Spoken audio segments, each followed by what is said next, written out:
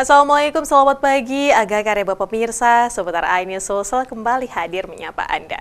Beragam informasi pun telah kami siapkan untuk menemani Anda selama kurang lebih 30 menit ke depan. Berikut 3 informasi di antaranya. Usai pesta miras, 2 pemuda duel dengan senjata tajam. Pembunuhan pegawai Dinas Perhubungan direncanakan sejak 2020. Warga Tionghoa berbagi paket makanan ke umat muslim. Selain cuplikan tadi, kami juga akan hadirkan beragam informasi lainnya untuk Anda. Bersama saya, Nana Jamal, inilah seputar iNews Sulsel selengkapnya.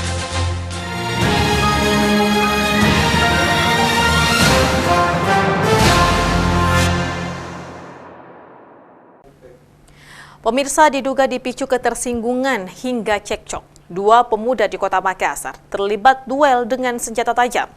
1 di antaranya tewas dan 1 kritis usai dimasa warga setempat ketika mendengar keributan keduanya.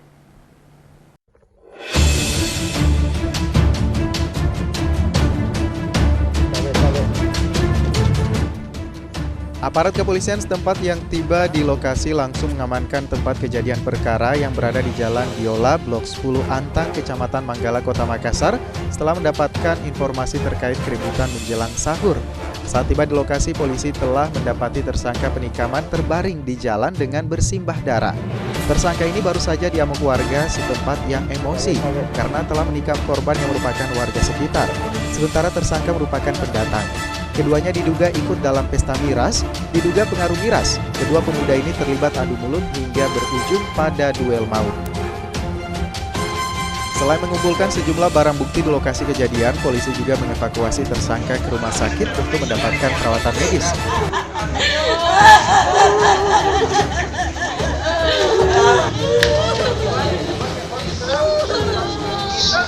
Sementara itu, adik korban yang tiba di rumah sakit, Hermina, tak kuasa menahan tangis saat melihat kondisi kakaknya telah terbujur kaku.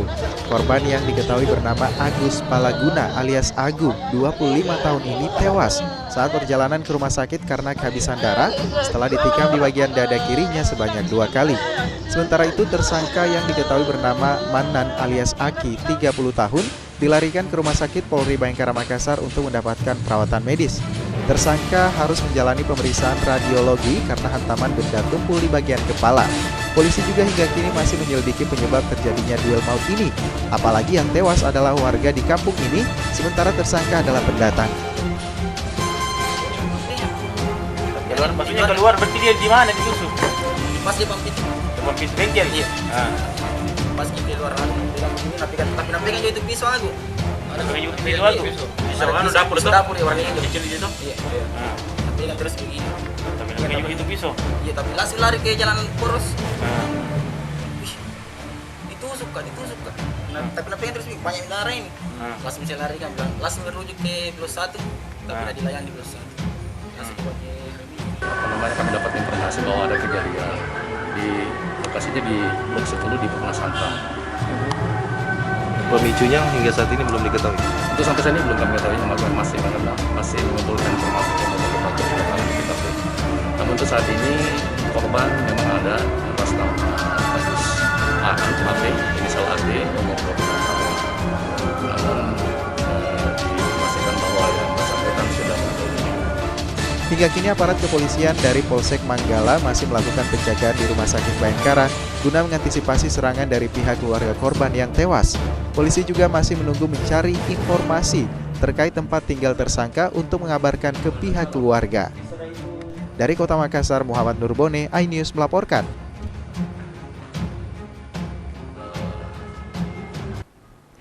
Pemirsa, fakta baru terkait pembunuhan berencana terhadap pegawai Dishub Makassar Najamuddin Sewang terus terungkap. Otak pembunuhan, yaitu mantan Kasat Pol PP Makassar, telah merencanakan pembunuhan ini sejak tahun 2020 dan senjata yang dibeli lewat online yang belakangan diketahui ialah penjualan dari jaringan teroris.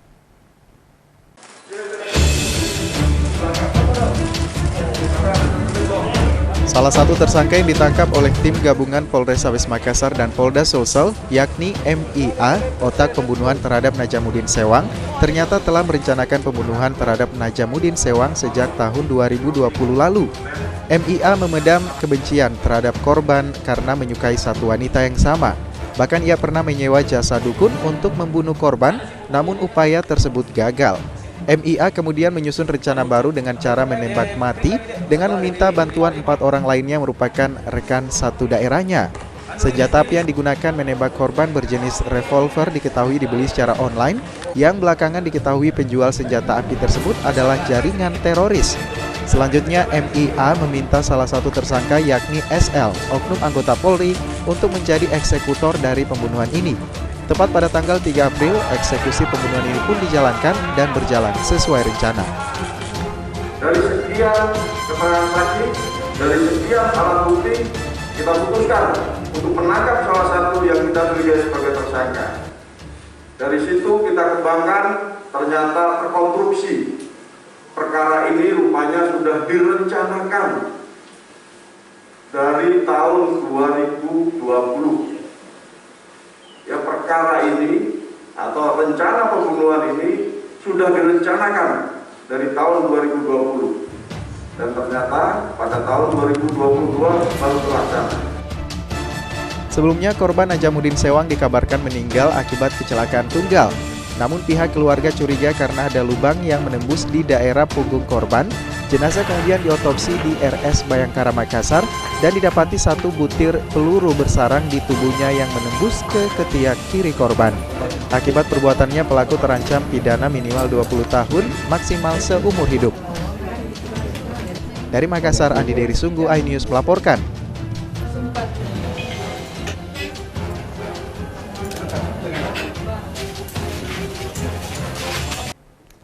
Proyek rehabilitasi saluran irigasi air di saluran induk PK Bata di Kecamatan Duam Panua, Kabupaten Pindrang belum rampung. Kini petani terancam tidak dapat menanam pada awal Mei nanti.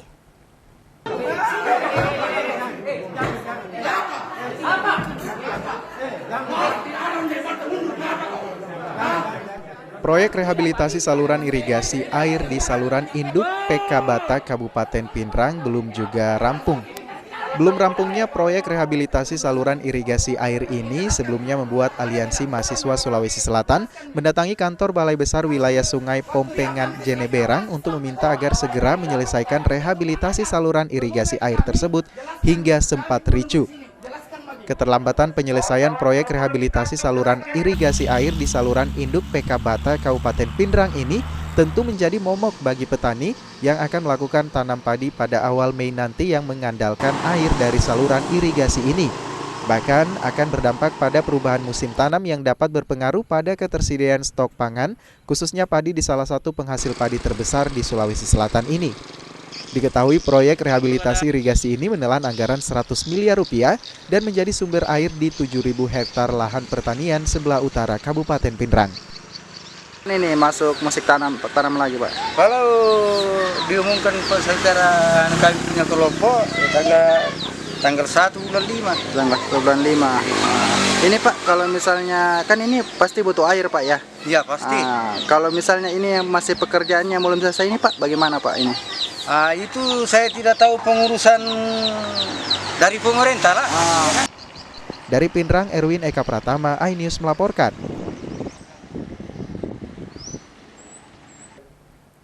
Bulan Ramadan menjadi momen penting bagi warga Tionghoa untuk berbagi dengan umat muslim.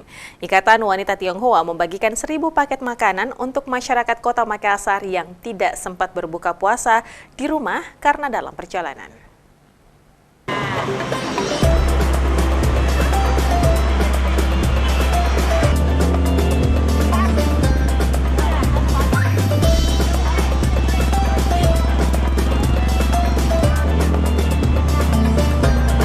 Wanita berbaju pink berkerudung ini merupakan warga Tionghoa yang tergabung dalam Ikatan Wanita Tionghoa atau IWATI.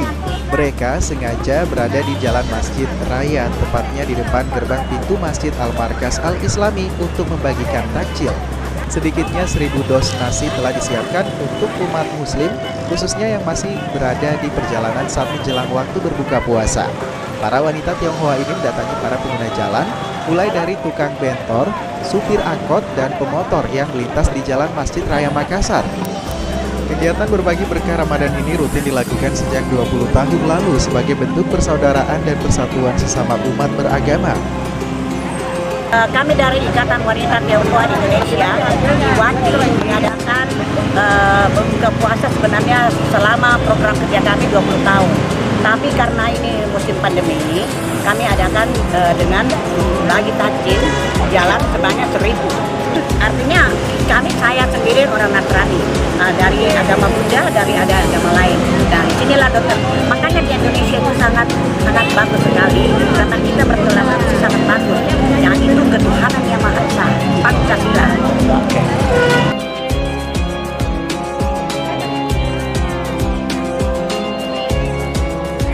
Selain di Jalan Masjid Raya, di hari kedua Iwati juga menyasar pengendara ojek online dan pekerja taman hingga security di kawasan Center Point of Indonesia atau CPI dan Jalan Barobong. Kegiatan berbagi takjil oleh Iwati ini merupakan kegiatan rutin yang dilaksanakan setiap tahunnya di bulan suci Ramadan. Hal ini juga sekaligus membuktikan Bhinneka Tunggal Ika dan toleransi antar umat beragama di Kota Makassar sangat harmonis dan jauh dari kata intoleran. Dari Makassar, Tim Liputan iNews melaporkan.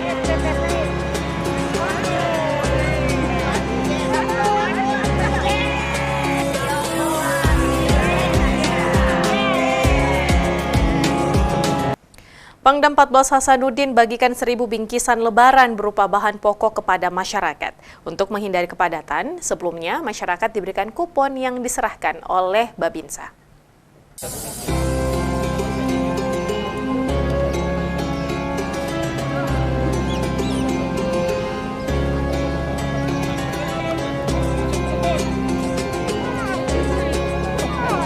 Acara penyerahan bingkisan ini berlangsung di lapangan Muhammad Yusuf, Kodam 14 Hasanuddin Makassar dan dipimpin langsung oleh Pangdam 14 Hasanuddin Andi Muhammad.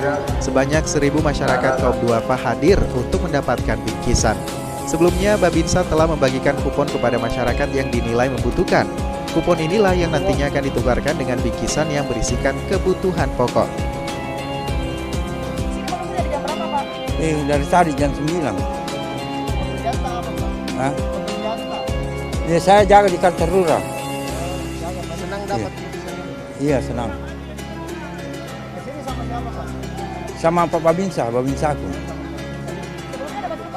Hah? Iya. Kuponnya kemarin para Babinsa, tentunya dia punya binaan. Seperti mereka ini sudah tercatat sebagai kaum duafa di wilayah masing-masing. Babinsa kan punya wilayah, punya kelurahan, punya desa. Itu dia catat sudah, ini yang miskin, ini yang layak.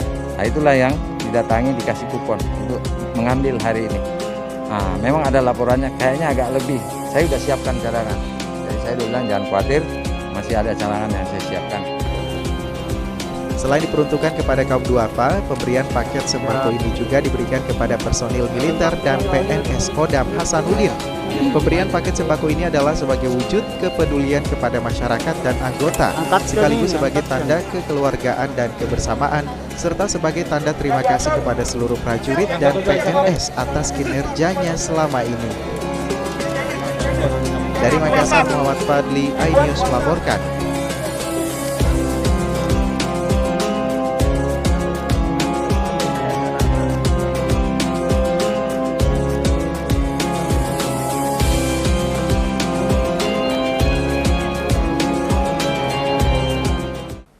Pemirsa, kami masih akan kembali hadir dengan informasi lain, di antaranya bus angkutan umum dilempar batu hingga kaca pecah. Selengkapnya sesaat lagi.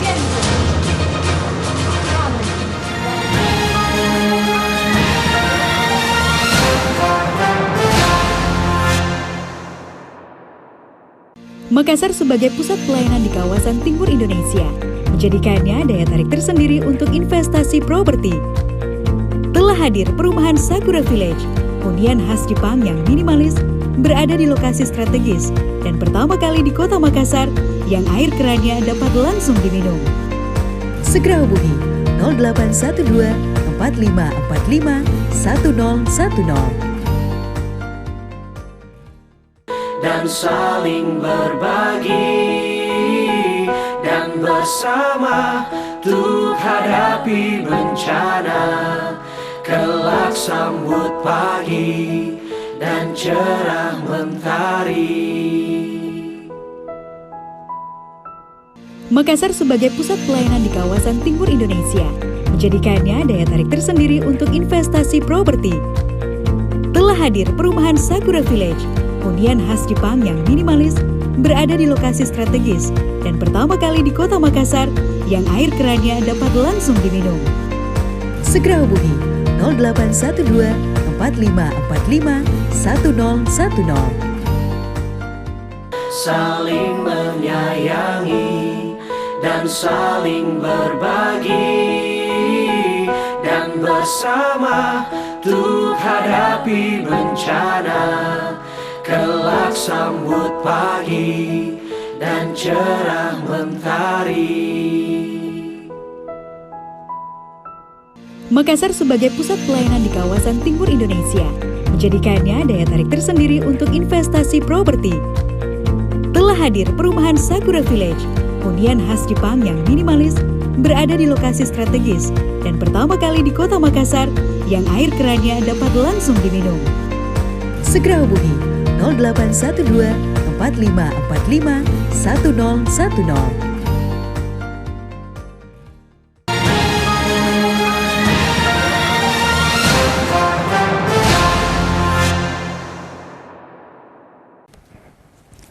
Terima kasih pemirsa, Anda masih bersama kami.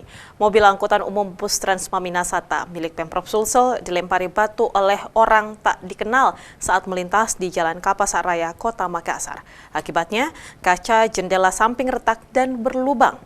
Aksi pelemparan direkam penumpang yang berteriak histeris karena ketakutan saat kejadian berlangsung.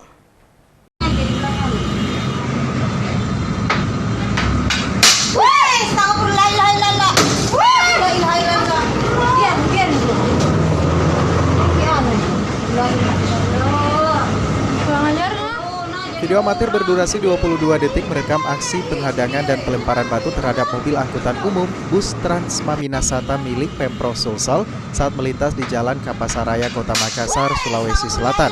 Dalam video tersebut nampak seorang pria berbaju merah memukul pintu supir menggunakan batu. Sang supir yang panik dan dibuat ketakutan memilih untuk terus berjalan. Berselang beberapa detik, seorang pria kemudian melempari mobil bus menggunakan batu. 4 orang penumpang yang berada dalam bus langsung teriak histeris dan ketakutan setelah mendengar bunyi kaca jendela. Kejadian tersebut berawal saat bus Transma Minasata rute kampus PNUP menuju kampus PIP yang membawa 4 orang penumpang tiba-tiba dibuntuti 2 orang pelaku berboncengan. Awalnya para pelaku menghampiri bus tersebut saat berhenti di sebuah halte, namun tak dihiraukan sang supir. Tak lama kemudian, 2 orang yang tak dikenal tersebut langsung menghadang mobil bus menggunakan kendaraan motor, sementara 1 orang lainnya turun dan langsung melakukan pelemparan batu. Akibatnya kaca jendela samping sebelah kanan retak dan berlubang terkena lemparan batu. Hingga kini kendaraan tersebut masih terparkir di bengkel dan menunggu perbaikan teknisi. Belum diketahui apa yang menjadi motif dari aksi pelemparan ini, mengingat antara sopir dan pelaku tidak saling mengenal. Kejadian ini pun sudah dilaporkan ke pihak berwajib untuk segera ditindaklanjuti. Dilarang di depan. Apa dia bilang untuk menghadang? Nggak terlalu kedengaran juga dari luar. Tapi nak buntuti memang? Iya, nak kejar. Terus setelah itu apa sih? Pertama dia pukul dulu pintu sebelah kiri. Dia suruh buka pintu tapi saya tidak buka. Dia suruh turun, saya tidak turun juga. Terus setelah itu? Dia pukul kaca bas sebelah kanan pakai batu, tapi belum pecah. Terus saya mau jalan dia lempar. Itu pecah? Baru pecah. Pecahnya seluruhnya? Ini Pak yang bagian kanan. Dari Makassar, Yolius Vin iNews melaporkan.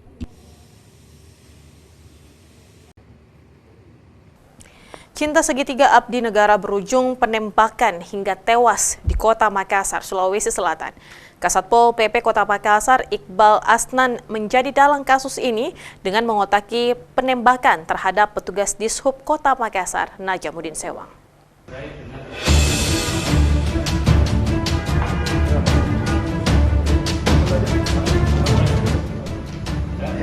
Misteri penembakan petugas Dishub Kota Makassar Najamuddin Sewang 33 tahun pada 3 April lalu akhirnya terungkap setelah 13 hari penyidik Polres Sulawesi Makassar bekerja melakukan pemeriksaan terhadap 20 saksi. Dalam penyidikan kasus, tersangka Iqbal Asnan dan korban Najamuddin Sewang ternyata terlibat perseteruan masalah cinta segitiga. Meski telah beristri dengan pejabat seorang lurah di Makassar, tersangka Iqbal Asnan rupanya turut terlibat hubungan spesial dengan perempuan bawahannya kala itu, wanita berinisial R yang menjabat sebagai kepala seksi. Iqbal diduga kesal lantaran mencurigai wanita R juga terlibat hubungan spesial dengan korban Najamuddin Sewang yang turut berdinas di Dishub Kota Makassar. Kapolres Sabis Makassar Kombes Pol Budi Haryanto menegaskan terbongkarnya cinta segitiga abdi negara ini setelah penyidik jeli dalam pemeriksaan saksi-saksi. Tersangka Iqbal Asnan disebut menyiapkan dana 85 juta rupiah sebagai ucapan terima kasih terhadap para tersangka. Dari keterangan para saksi-saksi ini, kita lakukan persesuaian. Dan ternyata dalam keterangan saksi didukung dengan bukti petunjuk yang ada, dalam hal ini ada CCTV, kita bisa menyimpulkan ada salah satu saksi yang tahu persis jalannya peristiwa atau perencanaan pembunuhan ini. Ketika kita sudah cukup memiliki 2 alat bukti, kita lakukan penangkapan kepada saksi yang kita duga tahu tentang peristiwa ini. Ternyata betul dugaan kita bahwa saksi ini ikut serta dalam perencanaan daripada peristiwa penembakan tersebut. Dari saksi yang awalnya saksi ini, itulah bisa terang perkara ini ternyata peristiwa ini sudah direncanakan dan berkembang kepada tersangka lainnya. Jadi total daripada keseluruhan tersangka ada 5. Pihak keluarga melalui kakak korban yakni Juni Sewang membenarkan jika tersangka Iqbal Asnan memang pernah melakukan ancaman terhadap korban. Dimulai pada tahun 2019 silam saat tersangka menelpon ke dirinya untuk memberitahukan kelakuan adiknya bernama Najamuddin Sewang. Adanya konflik antara Kasatpol ini itu di 2000 kalau tidak salah ya, di 2019 karena Pak Kasat sendiri yang menelpon saya langsung memberi peringatan kepada saya untuk memperingati almarhum dengan nada kalau ini bukan adikmu Jun, saya sudah habisi. Jadi di situ sudah ada nada pengancaman. Saya tanya sama Pak Kasat sendiri, Pak Iqbal ini, dasar apa Bapak? Dasar apa? Marata. Jadi saya untuk mengambil inisiatif, saya sambung 3 dengan almarhum. Saya sambung langsung, menanyakan langsung sama almarhum, kau bikin apa? Sampai bisa Pak Iqbal ini marah sama kau. Dia almarhum tidak mengakui apa-apa pun. Dalam kasus ini, polisi menetapkan 5 tersangka. Pertama, Kasatpol PP Makassar Iqbal Asnan sebagai dalam pembunuhan. Kemudian 4 tersangka lainnya, tersangka SL, tersangka MA, tersangka HKM, dan SH membantu melakukan pembunuhan terhadap saudara Najamuddin. Salah satu diantaranya adalah anggota Polri yang bertindak sebagai eksekutor. Akibat perbuatannya, tersangka dijerat pasal pembunuhan berencana, pasal 5 angka 1 dan 2 junto pasal 340 KUHP dan pasal 336 KUHP dengan ancaman hukuman pidana mati atau penjara seumur hidup atau hukuman penjara paling lama 20 tahun. Dari Makassar, Leo Muhammad Nur, iNews melaporkan. Pemirsa, ratusan ibu-ibu majelis taklim di Kabupaten Takalar memeriahkan Semarak Ramadan 1443 Hijriah dengan mengikuti Lomba Asmaul Husna. Kegiatan yang digelar penyuluh agama Islam dan Badan Kontak Majelis Taklim Polong Bangkeng Utara Kabupaten Takalar ini untuk meningkatkan ibadah serta rasa persatuan serta persaudaraan.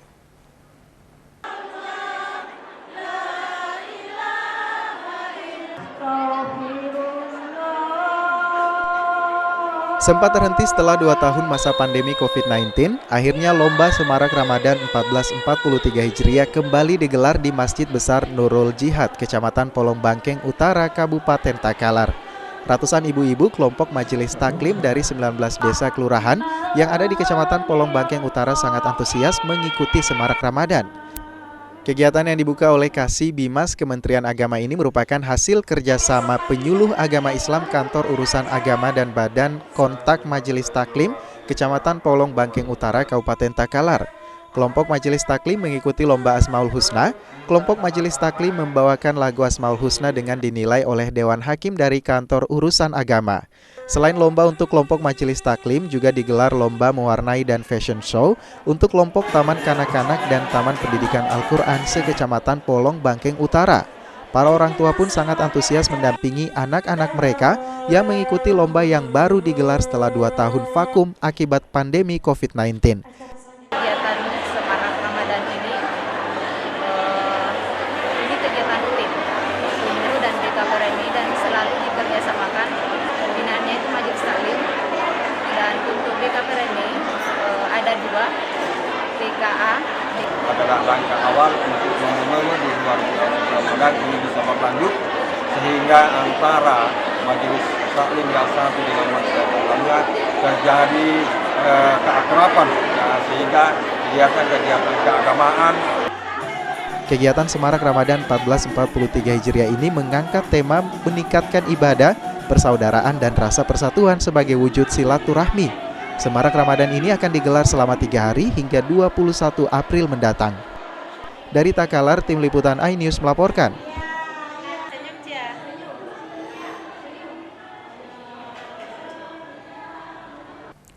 Berkah tersendiri bagi para pedagang busana muslim di Kabupaten Maros saat memasuki bulan Ramadan. Pedagang mengaku omset penjualan mereka mengalami peningkatan seiring meningkatnya kebutuhan pembeli. Salah satu busana muslim yang laris manis dan banyak diminati yaitu peci khas Bugis yang dikenal dengan nama Songkok Reca.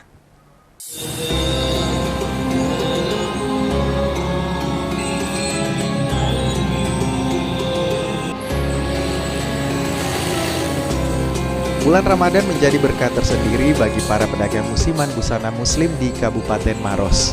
Berbagai barang musiman Ramadan laku keras di masyarakat. Salah satu busana muslim yang banyak diminati oleh pembeli yaitu peci atau songkok. Bagi warga Sulawesi Selatan, Songkok Reca tak hanya sebagai identitas adat, tapi juga sebagai identitas agama Islam yang telah ada di Sulsel sejak abad ke-16 silam. Setiap bulan puasa, songkok ini pun tetap diminati dan masih menjadi favorit warga untuk digunakan saat sholat. Diketahui songkok reca ini aslinya berasal dari Kabupaten Bone, Sulawesi Selatan. Terbuat dari serat pelepah daun lontar dengan cara dipukul-pukul yang dalam bahasa Bugis artinya direca-reca. Para pedagang busana muslim musiman ini mengaku mendatangkan langsung barang songkok reca dari Tanah Bone. Harganya pun bervariasi mulai dari 100.000 hingga dengan 2 juta, khususnya berbahan baku lapisan tembaga. Pada saat momen Ramadan, hampir setiap kios busana muslim di Maros memanjakan songkok reca dengan berbagai jenis ukuran serta model.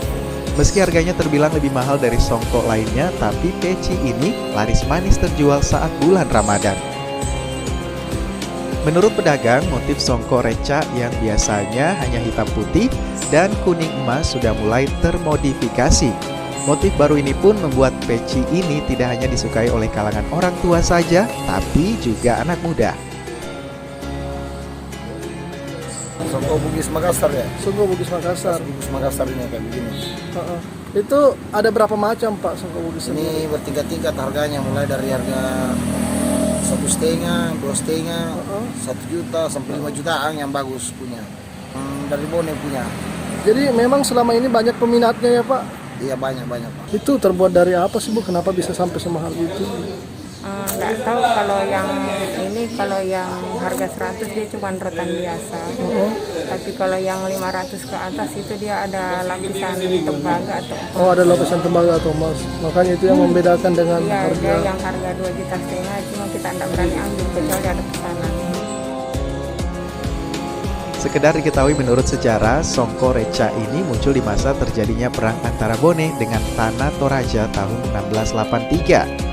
Pasukan Bone pada waktu itu menggunakan songkok reca sebagai tanda untuk membedakan dengan pasukan Tator. Pada zaman pemerintahan Andi Mapanyuki, songkok reca dibuat dengan pinggiran emas yang menunjukkan strata si pemakainya. Dari Kabupaten Maros, Wahyu Ruslan, iNews melaporkan. Satu persatu wisma yang dicurigai sebagai tempat praktek prostitusi dirazia aparat kepolisian. Sejumlah pasangan luar nikah berhasil diamankan. Bahkan salah satu di antaranya mengaku tengah bersama pria selingkuhannya, sementara sang suami sedang menunggu. Kepolisian Polres Palopo berhasil mengamankan 4 pasangan bukan suami istri di sebuah kamar wisma. Pasangan luar nikah tertangkap basah saat asik ngamar dalam kondisi pintu terkunci dan lampu mati. Mirisnya, salah satu pasangan mengaku sudah berkeluarga, bahkan ia nekat berselingkuh dengan pria lain saat suaminya sedang menunggunya di Terminal Dange Reko, Palopo. Usai tertangkap, tangan pasangan luar nikah ini langsung digelandang ke Mapolres Palopo untuk didata dan diberikan pembinaan. Selanjutnya Pak, yang tertangkap berapa lagi? Selanjutnya diapakan Pak? Itu sementara kan diminta keterangan dari Unipres. Selanjutnya apakah dikasih pembinaan atau nanti dari Unipres yang akan mengelola. Rencananya razia ini akan terus dilakukan untuk mencegah praktek prostitusi untuk memberikan rasa aman dan nyaman bagi umat muslim yang tengah melaksanakan ibadah puasa. Dari Kota Palopo, Nasruddin Rubak, iNews melaporkan.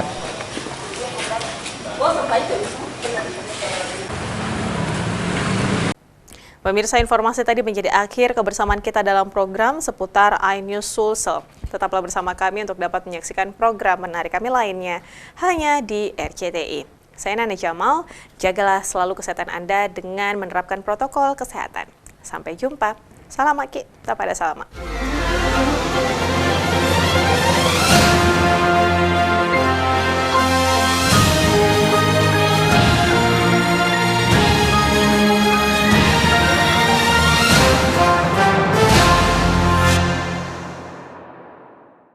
Makassar sebagai pusat pelayanan di kawasan timur Indonesia menjadikannya daya tarik tersendiri untuk investasi properti. Telah hadir perumahan Sakura Village, hunian khas Jepang yang minimalis, berada di lokasi strategis dan pertama kali di Kota Makassar yang air kerannya dapat langsung diminum. Segera hubungi 0812 4545 1010. Dan saling berbagi dan bersama untuk hadapi bencana, kelak sambut pagi dan cerah mentari. Makassar sebagai pusat pelayanan di kawasan timur Indonesia menjadikannya daya tarik tersendiri untuk investasi properti. Telah hadir perumahan Sakura Village, hunian khas Jepang yang minimalis, berada di lokasi strategis dan pertama kali di Kota Makassar yang air kerannya dapat langsung diminum. Segera hubungi 0812 4545 1010.